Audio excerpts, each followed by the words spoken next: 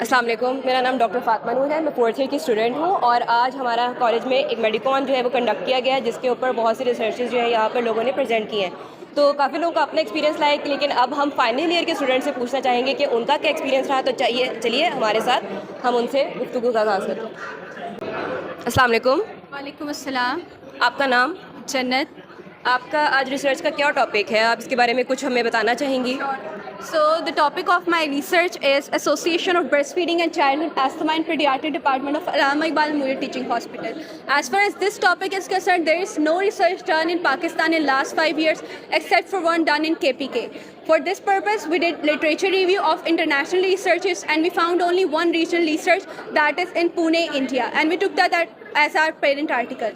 As far as methodology is concerned, this is the first case controlled study done in KMSMC Sialkot.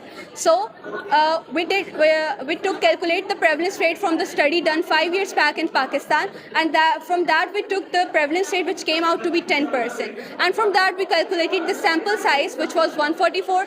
Out of those, 72 were cases and 72 were controls.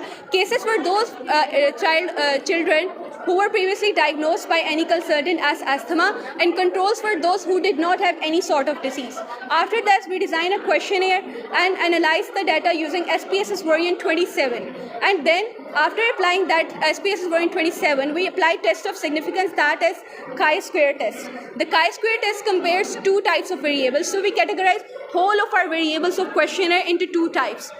Okay, and we took the significant values of that is p-value 0.05 or less than that, and after applying chi-square, our significant findings were of breastfeeding, duration of breastfeeding, exclusiveness of breastfeeding, family history of asthma, and birth order. Now the thing to be highlighted is that any person can be breastfed for 1 month or 2 months. That can be in the category of breastfeeding. But as far as exclusive breastfeeding is concerned, World Health Organization says that exclusive breastfeeding is that children who are breastfed for first 6 months of their life, and there is no added artificial feed and not even water, and that has a significant role in preventing childhood asthma. So the conclusion is that breastfeeding, and particularly exclusive breastfeeding, and those children who were breastfed for more than 12 months, it played a significant role in protecting childhood asthma.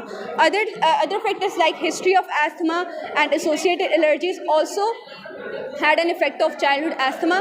So these were our findings in accordance with this topic. Thank you. Thank you, very well explained.